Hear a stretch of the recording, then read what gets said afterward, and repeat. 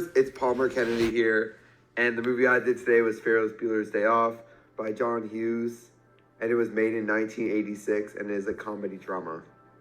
Ferris Bueller fakes an illness to skip school and spend an adventurous day in Chicago with his best friend Cameron and girlfriend Sloane, while the principal and Bueller's sister tries to catch him. The scene you're about to watch is Ferris and his friends going to the Art Institution of Chicago. This is just simply part of their spontaneous adventure.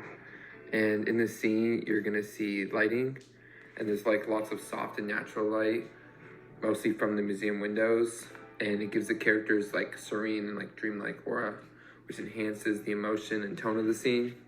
You're gonna see cinematography. The camera work is smooth, slow, and contemplative, reflecting a moment of calm in an otherwise chaotic day. Symmetric and framing are used artistically, mirroring the museum settings. The editing style will also be seen, which is like a slow pace and crosses off in between shots of characters and artwork. There's no dialogue in the scene really, it's just like more instrumental music. And actually the song that plays in the scene is the background music. And then you'll also lastly see production design, which is like a clean, polished look of the museum, which contrasts like chaoticness of Ferris's Day Off. The art in the scene is chosen, and there's one like painting that Cameron stares deep into, and it's like reflecting the emotions, his emotions unraveling. There's a painting in the museum that Cameron stares deep into, and it's used to show Cameron's emotional state, how he feels lost, invisible, and he feels like he's disappearing into a life that isn't his own, partially through his dad's pressure on him and the self-confidence issues Cameron has. Matthew Broderick, Ferris Bueller, does an excellent job portraying him with his witty, carefree, and clever personality, which perfectly represents Ferris's like strive for freedom and rebellion and living in the moment, and it helps pull the audience into the movie. And it does like, despite the mischievous actions the character does, it does a good job portraying the central message of the film, which is like to live in the moment because life's pretty fast and you're gonna miss it if you don't. Live in the moment. Alan Ruck did an excellent job playing Cameron. He was able to capture Cameron's anxiety, vulnerability, and inner conflict perfectly, and his portrayal gave emotional depth to the movie as well, and helped balance out Ferris's carefree attitude with some more grounded struggle. Mia Sara, who plays Sloane, she does a great job representing the cool, calm, and goes with the flow-ness of Sloane.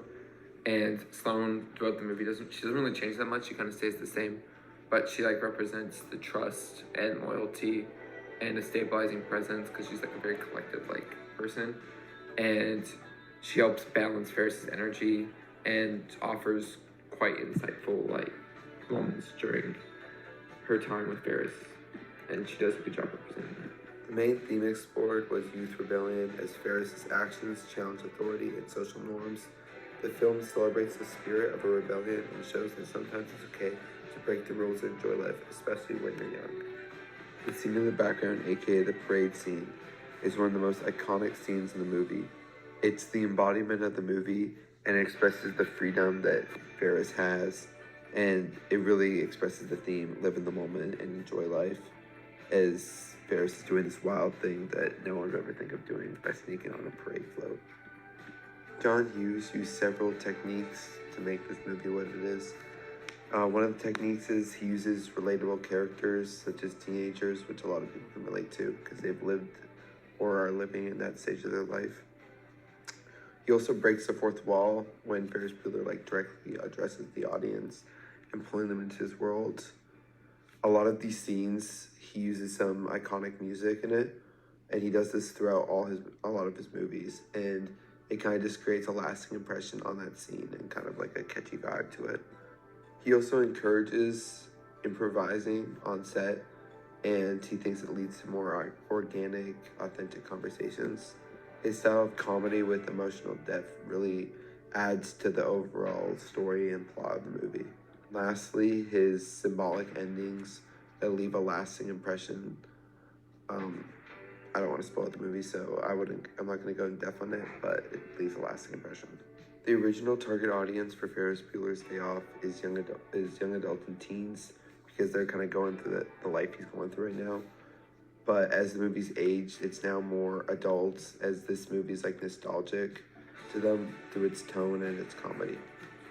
I've always loved this movie. It's been one of my favorites since my dad showed it to me when I was little. I like this movie because I like the idea of high school back in the day when he showed it to me, and that's how I thought it was gonna be like. And like skipping school would be like really cool and like fun, but like nowadays school's so stressful that if you try to skip a day, you're like behind, which is so annoying. So I'd love to do this. Off the record though. But yeah, I'd give this movie 5 Ferraris out of 5 Ferraris.